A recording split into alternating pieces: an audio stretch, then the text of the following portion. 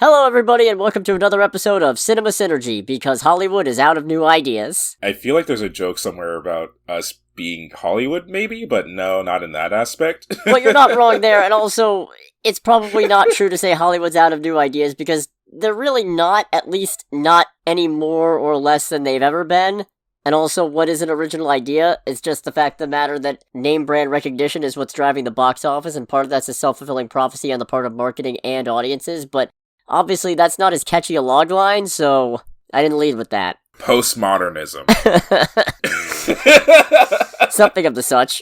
I'm Cody, aka the Scarlet Troll. And I am Greg, aka Greg. And this is a series where we take a look at something that is somehow related to something that's coming out in theaters. Mm-hmm. And now, obviously, viewers and listeners, they want hot, fresh content. They want what's new. That's why when we did Ghostbusters, because a new movie was coming out, I went with Ghostbusters Afterlife, which is only 3 years old, because who wants to go to the crusty old 80s anyway? So this month, naturally, we went back to 1936, which is always hip and fresh, and on the cutting edge of pop culture trends. Yes, hip, fresh, and on the top end of societal norms. Yeah! And if you think otherwise, don't be a worrywart about it, as they said in 1936. Indeed. Anyways, we're talking about the movie Dracula's Daughter, and the reason for that is because Abigail comes out this month, and has been described as a loose reimagining, by which I mean, I'm pretty sure this is completely different except it involves a vampire, who may or may not be Dracula's daughter. Yeah, pretty much. Now, it's a funny thing here. Right at the start of the movie, it says suggested by Oliver Jeffries, and I was very curious as to what that meant because I've never seen the credit suggested by in my life, and I uncovered a little bit of a rabbit hole in that. Okay. Because Oliver Jeffries is in fact a pseudonym for David O. Selznick, who at the time was an executive not at Universal, but at MGM. Oh, really? Yeah, the story there is that in 1933, he contracted the rights to Dracula's Guest, which is a short story that was believed to be the original chapter for Dracula that got cut because publishers didn't think it was necessary. Okay. So he got the rights from Stoker's widow, and he had John Balderston, who originally made the script for the original Dracula movie over at Universal, and also the 1927 stage play. Then he sold the rights over to Universal. And the funny thing there is, it's believed because of the fact that the script that he had drawn up couldn't actually be filmed, because his contract with the Stoker estate didn't let him use any Stoker characters that didn't appear in Dracula's Guest, but the screenplay he had drawn up had Von Helsing come back, who wasn't in Dracula's Guest. So it's believed he had the rights bought and had the script drawn up just so he could trick Universal into buying the rights. Well, trick's not the right word, but that he could get Universal to buy the rights from him because he was sitting on the only other Dracula material to make a sequel out of. That is interesting. Yeah, naturally they fell for it. Yes, indeed. So they bought the rights in 1934 with a clause that it would revert to MGM if they didn't begin production by a certain date, which was eventually settled to be 1936. So they went into production in February 1936 without a complete script. So in a lot of ways, it's the original Iron Man. Oh, no. Wait, what? Yeah, because Iron Man didn't have a finished script when they started filming. Really? No. That's the kind of thing that makes me wonder how often this happens within movie making. More than it probably should. Yeah. It's just... The amount of times that a movie is found in the edit or while filming would astound you. Alright, so I'm getting to the end of where we're at, and why is it that at the last line, partway through the main conflict, it just says, "We ball"? I just figured we'd give it a go, see how it goes. Yeah. Yeah, the last page of the script just says, "Fix it in post." Yeah. This is in the middle of the main conflict. Oh, we'll fix it in post. So yeah, this movie was directed by Lambert Hillier, who directed many, many other movies, because to be fair, this was back in the 1930s where movies took 2 weeks to film. Yeah, I was going to say, when you mentioned that they started filmmaking in February, and I looked it up, because it's like, wait, so when did it release? It's like, it released in May. So, as near as makes no difference, 3 months between starting filming to theatrical release. Yeah. That is wild. Yeah, the film finished filming on March 10th, and that was 7 days over schedule and $50,000 over budget. Jeez, that's okay, and that's $50,000 by the standards of the 1930s, too. Yeah, apparently the final budget of the movie was $278,000, roughly, which in 1930s money, and that's during the Depression too, isn't it? Oh, yeah, actually. Oh my. Yeah. Think of how many orphans that could have fed. Hold on. I just want to look this up real quick. You want to see the today cost? Yeah, adjusted for inflation. $6.2 million. That's actually pretty dang cheap. That is really cheap. For a movie. I mean, I don't know how it compares to other movies at the time, but to be fair, it doesn't have a lot in the way of effects. Mm-hmm. Which is also, I mean, it's the 30s. What are you gonna do? Yeah. Their idea of a trick is cut to Bela Lugosi standing behind a spider web, but beforehand you filmed him standing in front of the spider web, and then you splice the footage of him being in front of the spider web after him being behind the spider web. Right. Speaking of, Bela Lugosi is not back for this one. There's just a dummy in his likeness. Sitting in a coffin. Yeah. Because, and I've realized I barely said anything about the movie itself. This movie is a sequel to the 1931 Dracula starring Bela Lugosi, but features almost no returning characters except for the Bela Lugosi dummy, and also... And Edward Van Sloan is back as Professor Von Helsing, who they've changed his name from Van Helsing from the first one. Wait, what, was he just Van Helsing? He was Van Helsing in the first one, and then they changed him to Von Helsing. Oh, that's... Weird? Yes. Yeah, it's nitpicky and annoying, and I'm leaning more sort towards the annoying. It's like, why change the one letter? I don't know. I just don't know. That is silly. Okay. So this movie starts basically right after the end of Dracula, in that Von Helsing's still kicking around in the tomb where he found Dracula and Renfield hiding out, and he staked Dracula to the heart, and then a couple of cops show up, and Von Helsing acts like a man who committed a murder. Yeah, he does, honestly. He is the most suspicious.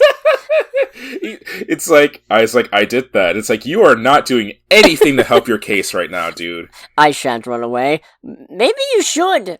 Maybe you fucking should. It's like, against what? It's like demons and whatnot. It's just like, oh my god. So he gets brought to Scotland Yard where he recaps the plot of Dracula, which I would make fun of, but the crazy thing is, you gotta remember, home video didn't exist back then, so you can't actually assume anybody seeing this movie in 1936 knew what happened in Dracula. Yeah. Nutty how technology marches on. Oh yeah. So the bodies of Dracula and Renfield are set to be transferred. But before that can happen, a lady comes into the station, hypnotizes the, constable? I don't know what is... One of the bumbling police guys who make up some of the comic relief, at least in the early part of this film. I want to say constable would be correct. So she shows up, hypnotizes him, steals Dracula's body, burns it, and declares herself free of the curse of being a Dracula. Mm-hmm. Because this is Countess Maria Zaleska, played by Gloria Holden, Dracula's daughter. Yes, indeed. She's good in this. Oh, she's great. She's really good at that, mimicking Bela Lugosi, I am actually an automaton pretending to be a human being sometimes. By pretending to be a human being, you just go, or I just was like, you are a terrifying monster.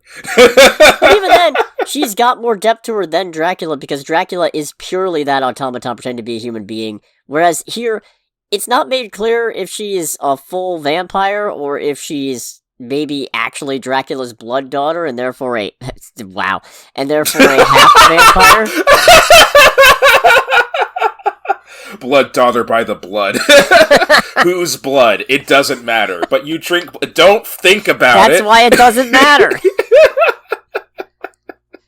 Whose blood? It's like, I don't know. I have more blood on me than the Gallipoli campaign. Some guys. So she's looking forward to shrugging off the curse, but her own Renfield, Sandor, played by Irving Pichel? I don't know, I'm bad with names. I'm going to assume Pichel, maybe? He's a real fucking downer. He is a heavy downer. He's just like, she's like, I'm free of the curse, and he goes, but are you though? And she goes, I can do normal things, play normal music, which led me to think, wait, what do you mean normal music? Can vampires only play toccata and fugue in D minor?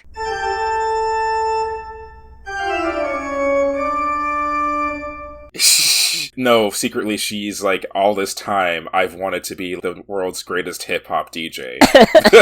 She's just playing ska music. Oh, I mean, if she's playing ska music, then yeah, she is actually a monster. Little Renfield reference there. Oh, yes. But no, he's a real downer, because she's playing a song like, this is a really precious lullaby that my mom used to play to me, and he's like, yeah, but it's twilight and shadows and there's bats in the sky, and she goes, can you just let me have this? And he goes, nah, piss off. Screw your happiness. And then she decides, you know what, you're right, I'm still a vampire now, I guess. Yeah. Psych. So then we get our protagonists, I guess, technically. Otto Kruger playing Dr. Jeffrey Garth, and Marguerite Churchill playing his secretary, Janet Blake, who bicker endlessly and are nothing but awful to each other, which of course means they're gonna fall in love by the end of this movie. Oh, 100%. They're both here. Yes. That was kind of my thing watching this, because it's like, I know that Otto Kruger and Marguerite Churchill are like the main people and it's all that, but I'm like, no, I'm significantly more interested in the happenings of Dracula's daughter, because she's at least entertaining and consistently interesting every time she's on the screen. Yeah, she's the one with an arc. She's the one Yes. with an actual interesting thing to do, because she actually has character development. Garth just gets pulled into the plot because Von Helsing wants him on his defense for some reason. I don't know what his play here is. He says you must convince the jury that I'm of sound mind, and he rightfully points out if I do that, you're gonna get convicted of murder. Yeah, if I convince them of that, then no, you cannot plead insanity. Look, Professor, I can convince them that you're sane, I can convince them that you believe that vampires exist. I cannot convince them that vampires exist. Yeah. These are several different ideas that we have floating around right now. So then he ends up meeting Zaleska at a party, and she gets the idea that psychiatry might be able to help her kill her vampire urges. Which, you know what? That's actually interesting from that time frame perspective, because I know psychology and psychiatry wouldn't necessarily be 100% new, but the idea of some kind of monster of old coming up against new practices and technologies and sciences and what have you is always a fascinating one to me, and this is the 1930s equivalent of that. Yeah. It's basically a Dracula going, yeah, but what if I got therapy? But what if I signed up with BetterHelp? Who are not the sponsors of today's episode, by the way. They are not. Nobody is, unfortunately. Make sure to like, comment, subscribe, by the way. Yes. If you're this far in and haven't already. Yeah. So, Zaleska and Garth have a conversation about the possibilities of the human mind to overcome darker spirits and what have you, but he gets called away, first by a prank call by his secretary, which really ought to get her fired. Yeah, when that happened, I was just like, we have time for this, and this woman just lost her job, right? Nah, she quit first. Yeah, she quit first, and then it's like, no take-backsies. And then it's like, alright, but then she unquits, and he doesn't fire her anyway. Yeah. I will say, though, in her defense, the prank call was pretty funny. Like, this movie's not the best horror, if only because the horror elements are pretty much, it's Dracula again, except with less special effects, but it's a pretty decent comedy. Yeah, it's a surprisingly humorous movie for what it is. And the thing that highlights it for me is when she's doing the phone call pretending to be from the zoo and says, one of our elephants is seeing pink men. that got a decent laugh out of me. Yeah. I feel like there would be one person, and if I was in this position, it would probably be me, who would be like, how do elephants know, see, communicate? And it's like, and just hangs up immediately, and just leaves the other person just like, just stunned. It's like, this is a grand scientific discovery. It's like, you've been pranked, bro. I've been had. Yeah, I've been bamboozled. Speckledorf, even. That's not even a word, and I agree with you. There's also a pretty good comedy element in Sir Humphrey, the guy running Scotland Yard, who flip-flops between being exasperated with Von Helsing's antics and then just going along with it. Yeah. Because he's the one who rightfully points out you're never going to convince anybody that vampires are real, but then he proceeds to go along with it later on in another really good scene of comedy. But Garth ends up getting pulled away later by another patient, and while he's gone, Zaleska decides, you know what, I'm just going to go to my studio and paint. Sandor, get me a model. And he does, and then she eats the model. Well, yeah. She doesn't eat her in the sense of she doesn't kill her, but she functionally kills her. She ends up dying. Yeah, she ends up dying by the end. In a scene absolutely rife with lesbianic subtext. Yeah, there is a whole thing on this movie about lesbian implications, which I thought was interesting, because I was like, well, if nothing else, I'm glad I'm not the only person who thought that. No, you are not the only one. You are certainly not the first. You probably won't be the last. Yeah. If nothing else, I think she's gotta be, if she's a stand-in for anything, I think she's gotta be at least bi, because it seems like her interest in Dr. Garth is genuine, at least. Yeah. Although I guess you could make the argument that he's only interested, or she's only interested in him based on the potential for his ability to help get her vampire urges under control, aka fix her, but I feel like by the end of the movie that's kind of thrown out, and the interest is either genuine or so self-destructively focused that it doesn't matter. Yeah. But no, that scene where they just find a random girl on the street and bring her over to the studio, and then Zaleska attacks her, that's actually pretty decent. Yeah. Probably the tensest thing in the whole movie. It's a thing of you know what's going to happen, but it is still a thing of, like, there's a surprising amount of tension, because, like, okay, how is it going to go down, and all that. No, exactly. Grander idea is like, yes, you know what's going to happen, but not how it happens, and that's what makes it an interesting and very tense scene throughout. And then Garth starts to catch on to the idea that Zaleska might be a vampire because he's talking with Humphrey and Von Helsing, and Von Helsing calls back to something that Zaleska actually mentioned earlier, which is that vampires don't show up in mirrors. Mm-hmm. Which was another... This was prompted by another pretty good line, I think, if I don't have my order of events messed up. Because somebody says the line, well, how will I know if it's a vampire in good standing or just another maniac? Which is a very fair question, honestly. Yeah. It's like, that is a completely reasonable question to ask. So Garth goes off to another social engagement. Meanwhile, Janet's stuck at the office with Zaleska. Mm-hmm. Because he's caught on to her thing and just goes, yeah, I know you're a vampire, and look, you're gonna have to tell me the whole truth when you get back, or I'm not gonna be able to help you with squat, because she's about to flee to Transylvania and wants him to come with her, and he just goes, no, you're basically a murderer. Yeah, you are actually a fucking murderer. And by basically, I mean you actually are, because this one girl in the hospital died after I put her through hypnosis, and despite the fact that there were 3 doctors in the room, none of us did anything about it. Yeah. We all just sat there and let her die. It was kind of weird. Yeah, honestly, the bit when he goes is like, she's dead. Wait, she is? What the hell? Okay. So Zaleska kidnaps Janet and flees back to Transylvania, which I was not expecting this to go back to Transylvania. Yeah, neither was I, in all honesty. It's like, oh, and we're... okay. No, the set of the town square is pretty similar to what it looked like in the first movie. Dracula's castle, at least the parts that we see, not so much. Right. But then it's been a minute since I've seen the original Dracula, so maybe it is the same set, and it's just filmed from a different angle, or maybe I just don't recognize it. Mm-hmm. And then Garth ends up calling Humphrey for help while he's up at night doing a little late-night philately. Not a euphemism, he's actually collecting stamps. Yes. Another good line from the butler, when Humphrey says, get my coat and my revolver, I'm going after vampires. And then Hobbs just goes, I always understand you went after them with checkbooks, sir. Which is another good line. Yeah. And once again, this movie, it feels like it does more to be a comedy than a horror. Yeah, I mean, the horror elements are there, it's just, it's also it's got way more comedy in it than I was expecting. Right. And then Garth goes to Transylvania, goes to the castle. Zaleska says, oh, if you stay with me and become immortal and undead like me, I will let Janet go. And because this is the 30s and Garth has realized that, yes, constantly arguing with and belittling my secretary means I'm in love with her. It's just... because those are, like, just the social norms that are just well and loved and are signs of a great relationship. Yeah. Also, he came with a gun. He did come with a gun. Rolled up to Dracula's castle, he was strapped. He was packing that heat. Which actually, I'm curious, what, in the 30s, what would happen? I don't think it would have done anything unless he actually did have silver bullets.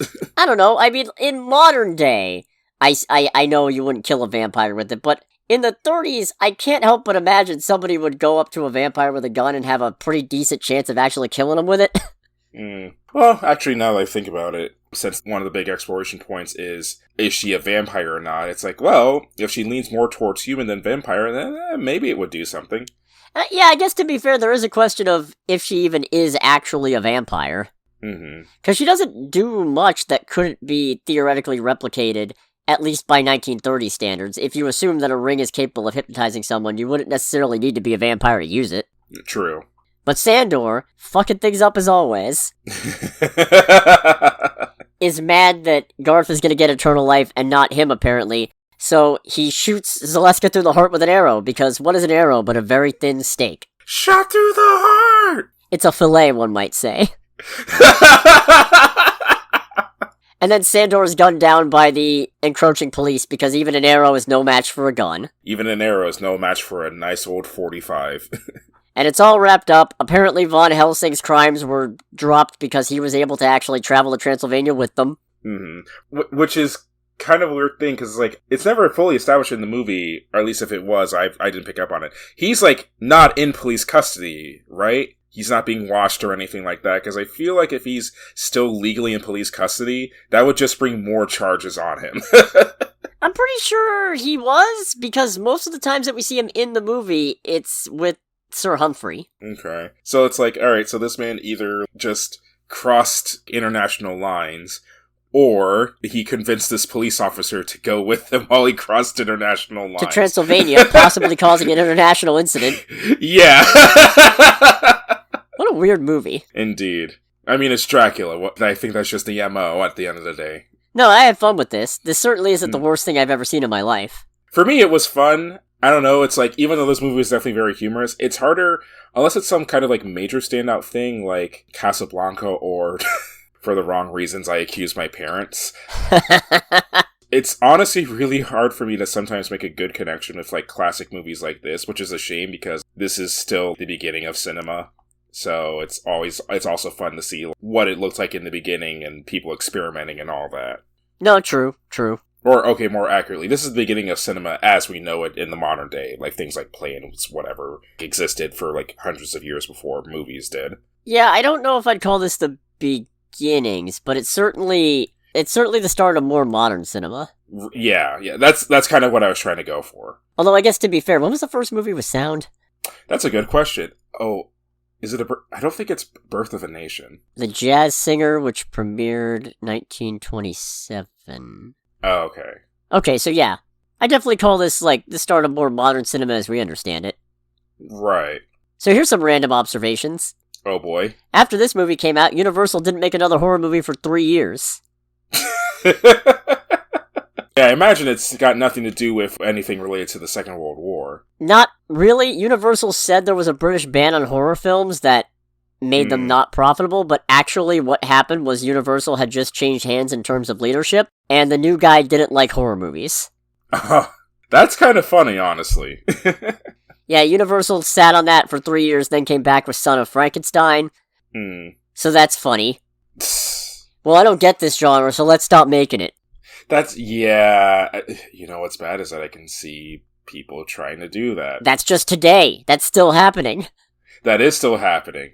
Oh god, that's the guy who lost his bid to be part of Marvel. Oh man, what a great time. Yeah, I can't but you bother to remember his actual name. Ike Perlmutter? Ah. Good old Ike Inhumans Perlmutter.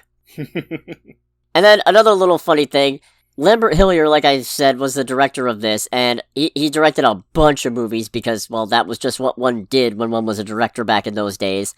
Yeah. This is not his only child of movie, though, because he also directed Son of Monte Cristo and Son of Davy Crockett.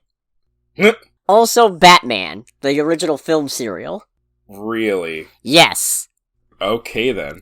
I think this film serial is also credited with the creation of the Batcave. Alright. So, way to go there, Mr. Hillier. Nice work.